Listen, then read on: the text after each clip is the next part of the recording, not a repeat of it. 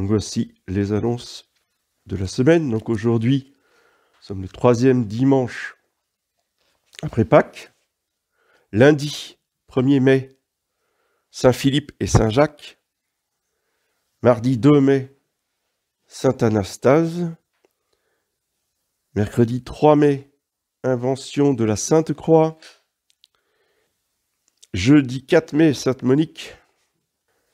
Vendredi 5, Saint-Pie V, premier vendredi du mois. Samedi 6, Saint-Jean de la Porte-Latine, premier samedi du mois. Et dimanche prochain, 4e dimanche après Pâques. Donc la messe, cette semaine, sera à 11h, tous les jours, sauf vendredi. Il n'y a pas de messe ici, comme d'habitude, pour le premier vendredi du mois. La messe sera célébrée à 11h20 à l'école.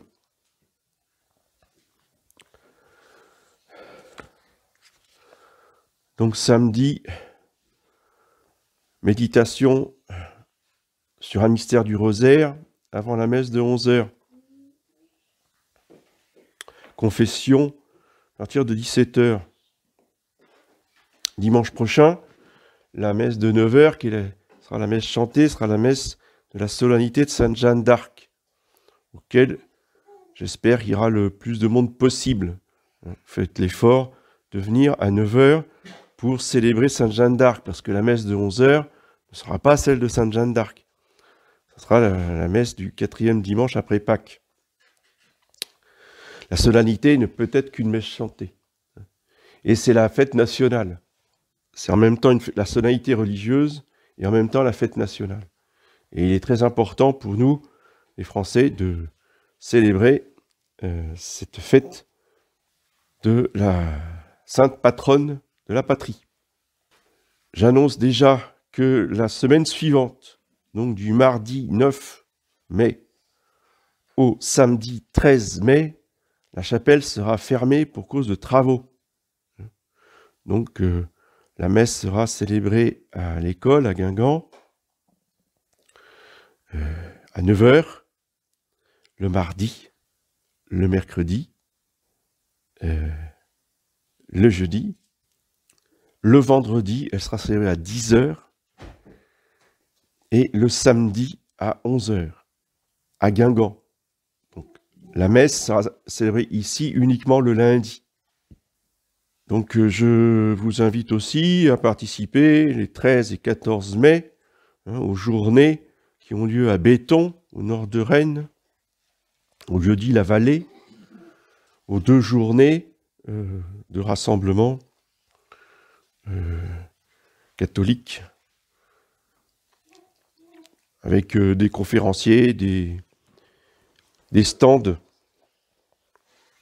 pour rencontrer eh bien, tout un tas de laïcs différents d'autres régions, voyez, qui ont cette caractéristique commune d'être non unacum. Voilà.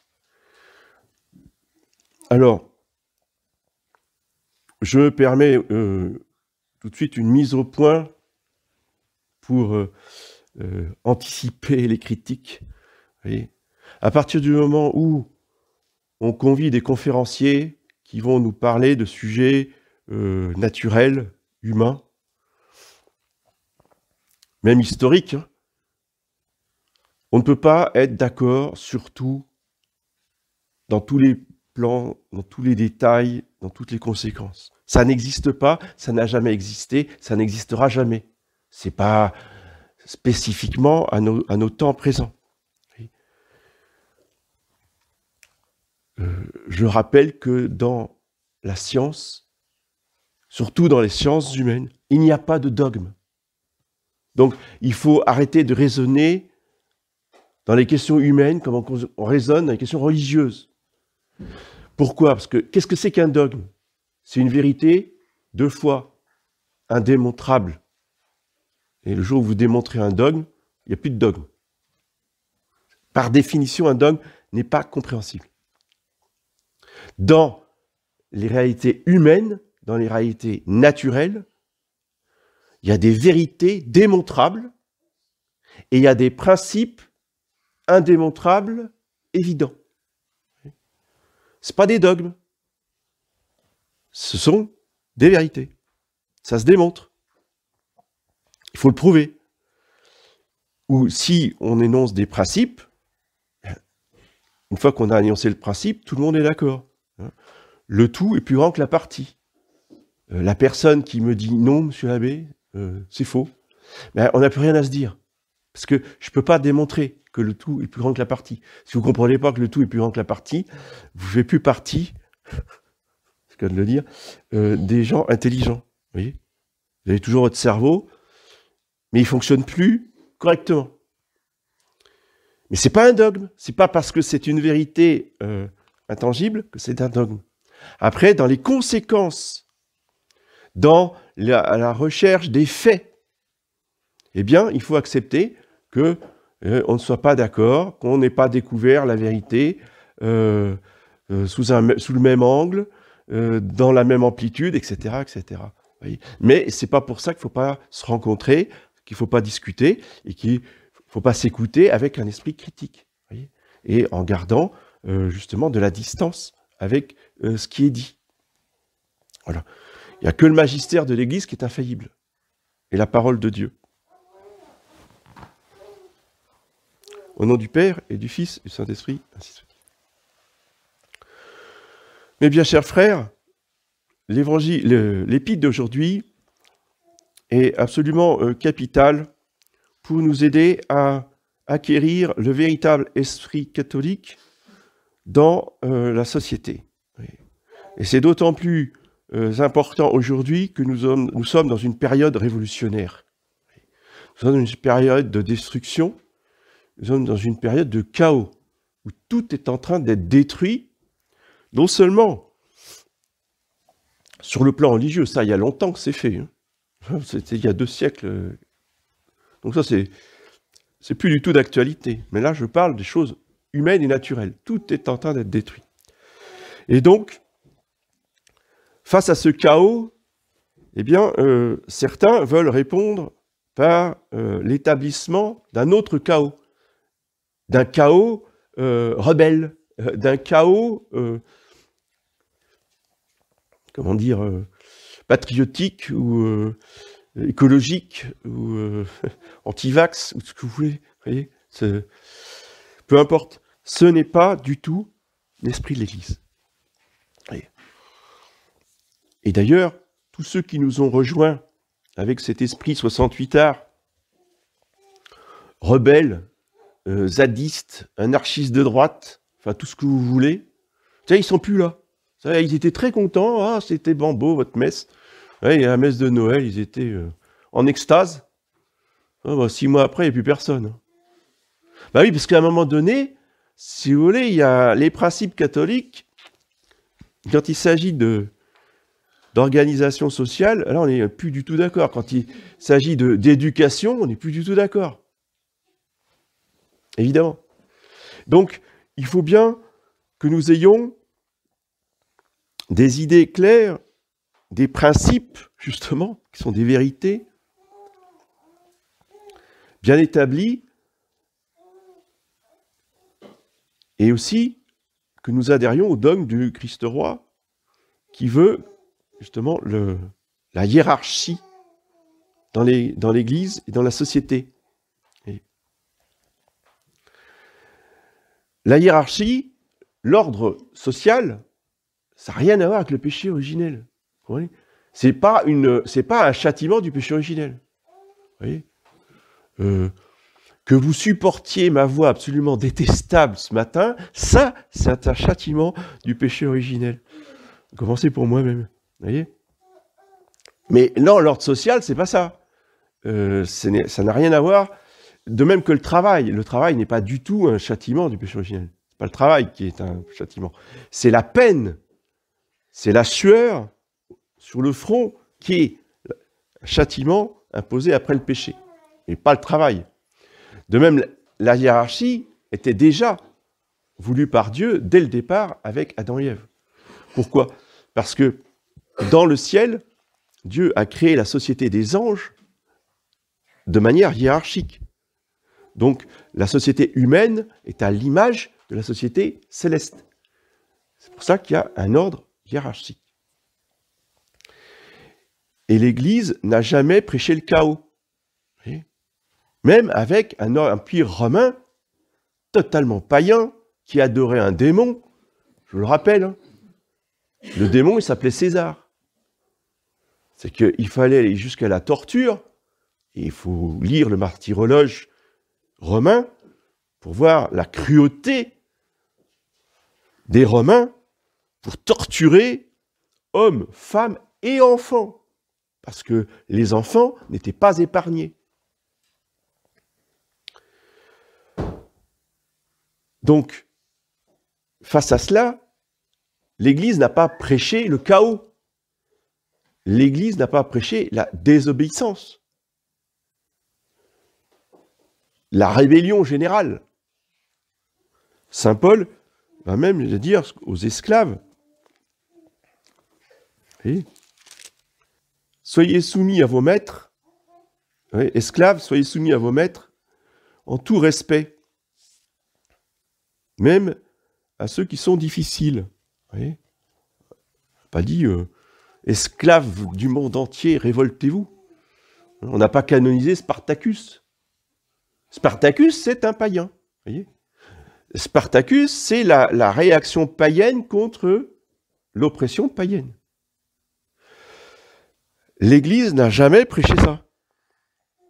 Elle a prêché par l'exemple. Elle a prêché par un ordre catholique. Et c'est l'ordre catholique qui a remplacé l'ordre païen. Bien de même pour nous, il nous faut retrouver cet ordre catholique, ce fonctionnement catholique de la hiérarchie familiale, de la hiérarchie sociale, de la hiérarchie professionnelle, et non pas cultiver l'anarchie du je fais ce que je veux, je suis libre. Le cercle des hommes libres. Ça vous dit peut-être rien. C'était le cercle qui était fondé par Jean Madiran. Le cercle des hommes libres. Aujourd'hui, les successeurs de Madiran ont fondé le cercle des hommes en noir.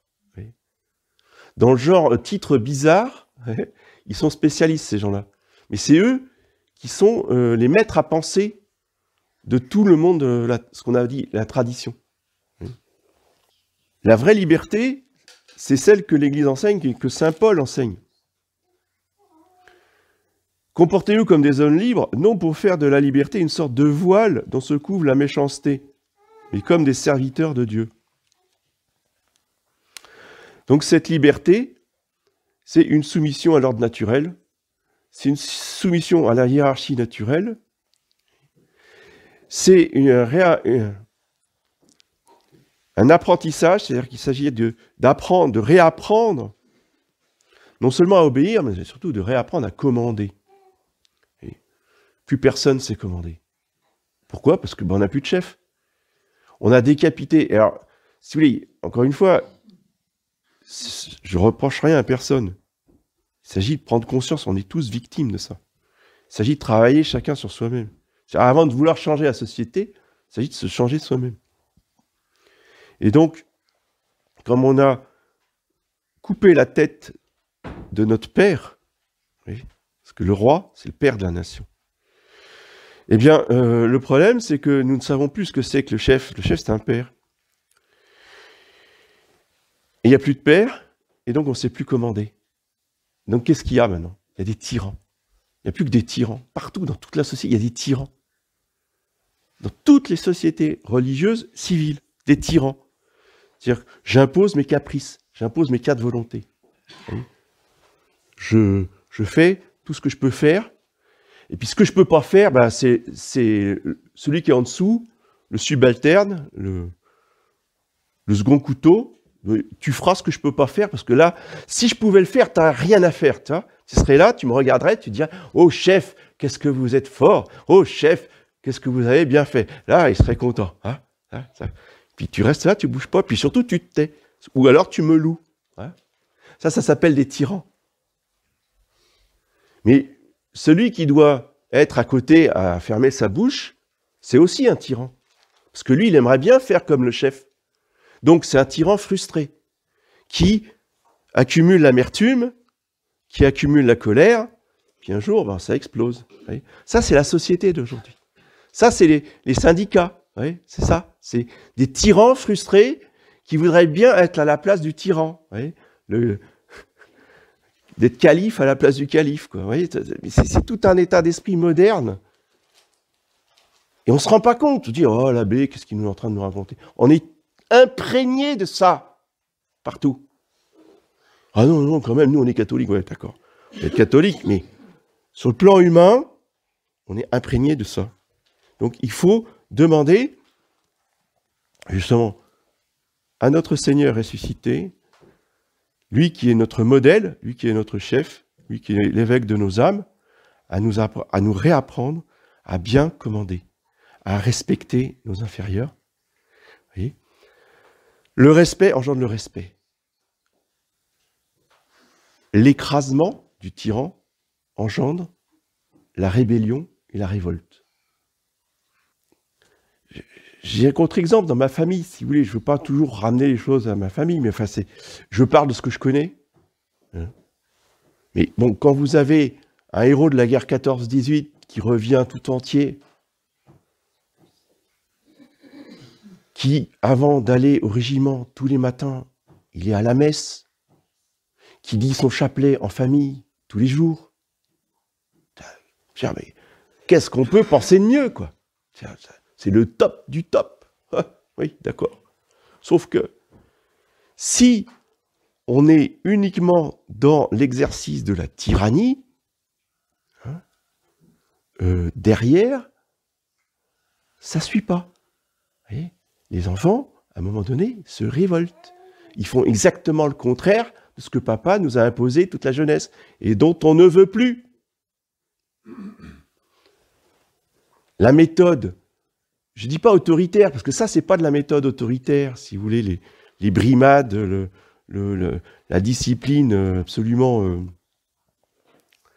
sèche, vous voyez, sans communication. Ce n'est pas de l'autoritarisme, c'est de la tyrannie. Et ce n'est pas du tout ce qui était recherché par ces catholiques en question. Et pourtant, c'est bien ce qu'ils ont produit. Alors à nous, il ne s'agit pas de juger, il ne s'agit pas de condamner, il s'agit de tirer les leçons des échecs. Il s'agit de tirer les leçons du passé. C'est vrai pour nos familles, c'est vrai pour notre nation.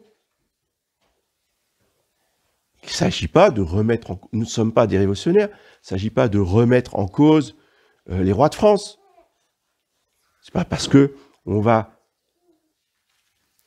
analyser les causes des échecs, les causes des malheurs, les causes de la révolution, que nous sommes des révolutionnaires. On ne remet pas en cause, encore une fois, l'ordre social, la hiérarchie sociale.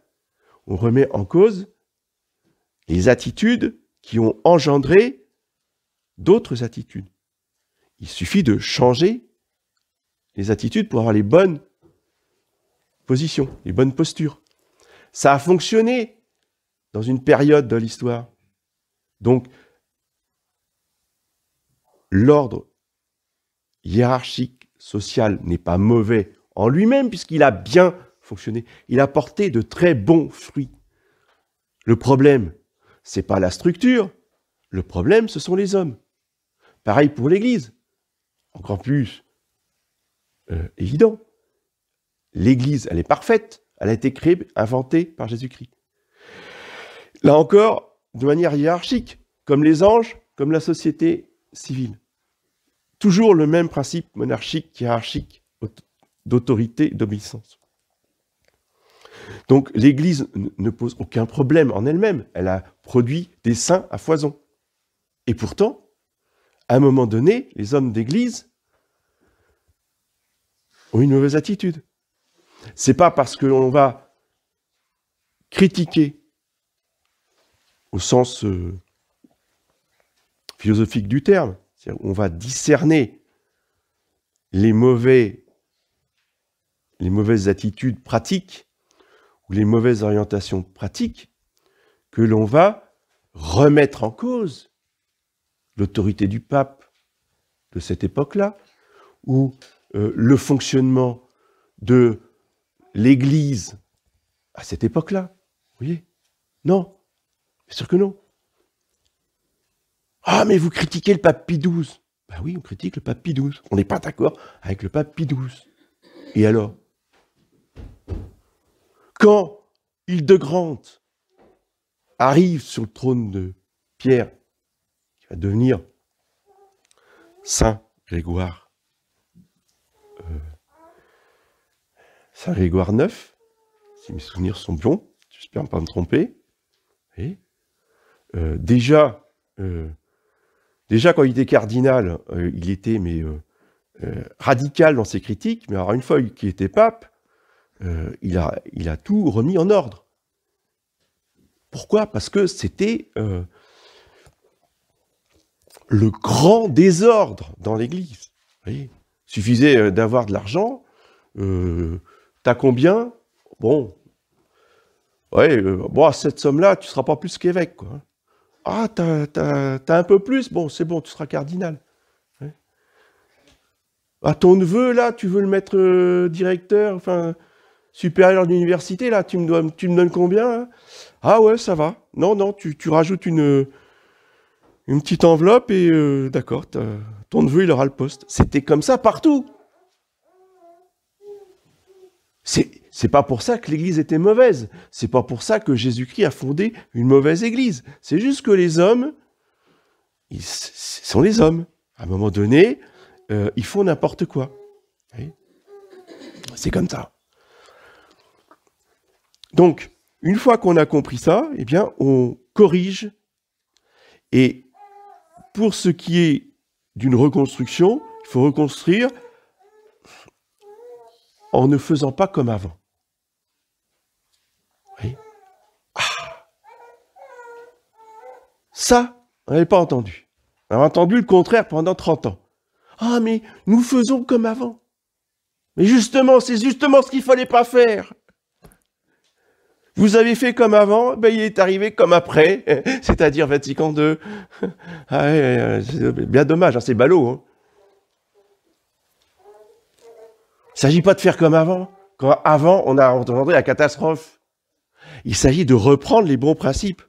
Il s'agit de revenir, comme a toujours fait l'Église, comme a fait le cardinal Hildebrandt, comme ont fait les pères du Concile de Trente et Saint Pie V, qu'on va fêter cette semaine. On ne fait pas comme avant.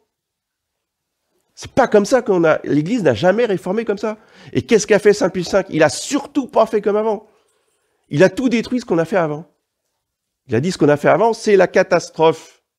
Donc, on remonte à 200 ans en arrière. D'accord? C'est pas comme avant, ça. Enfin, c'est comme très longtemps avant. Donc, tout ce qui a été fait depuis 200 ans, poubelle. Et maintenant, je vais écrire un missel qui remonte à 200 ans en arrière. Donc, les rites qui ont plus de 200 ans, Saint Pie V a dit, on les garde. On ne touche pas. Mais tout ce qui est après 200 ans, on détruit. Terminé, poubelle. Voilà. Ça, c'est bien. Mais on ne remonte pas comme avant, il y a 50 ans. C'est pas... Il y a 50 ans, c'était la catastrophe.